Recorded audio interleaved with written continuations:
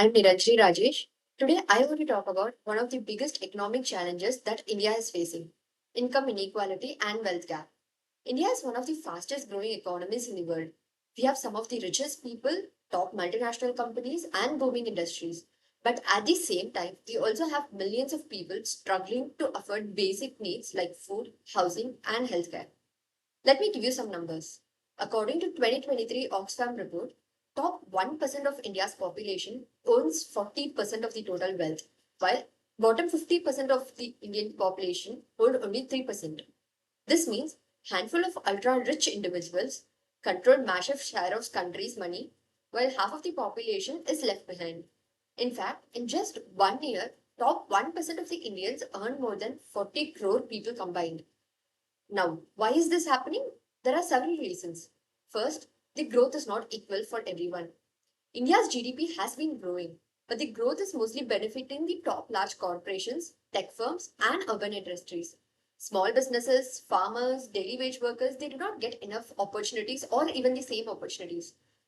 The rich is getting richer and the poor is continuing to struggle. The next is informal sector is left behind. Over 90% of India's workforce approximately is an informal sector.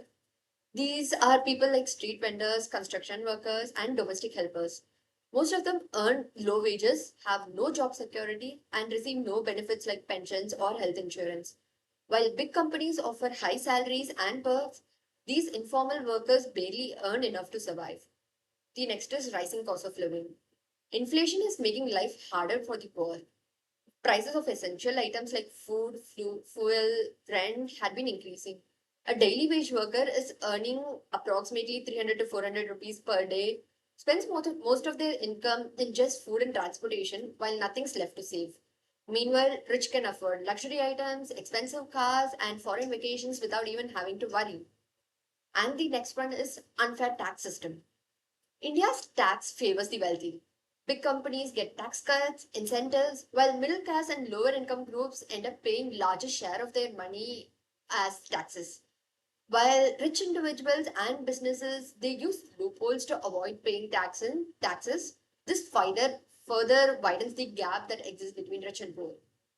So now, what can be done? The good news is that we can fix some of these issues with right policies. At the very least, we can try to lessen the gap. Here are some of the solutions. One is having better tax policies. Government should increase the tax on super rich and close the loopholes to avoid tax evasion. This extra revenue can be used for other welfare programs. Higher wages for workers. Minimum wages should be increased and properly implemented so that informal workers can get a decent living wage to at least spend for food, transportation, and have enough to save a bit. Also, give more support for small business. Instead of just helping just for large corporations, government should support small businesses, startup, and self-employed workers by giving them easy loans, tax breaks, and training programs. Better education and healthcare. If poor people have access to quality education and healthcare, they can build a better lives for themselves. The government should increase the spending on schools, colleges, and public hospitals. The last one is strengthening welfare programs.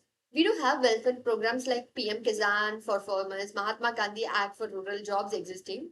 So these should be strengthened, and also the free distribution of food should be strictly implemented, and it should be expanded and implemented in all the places to give the real benefits to the needy people. Income inequality is not just about numbers, it affects the real people and real lives. A country can only grow if everyone has equal opportunities, not just a few. India has the potential to be the global economic power, but our future must include fair wages, strong social security, and a level playing field for everyone.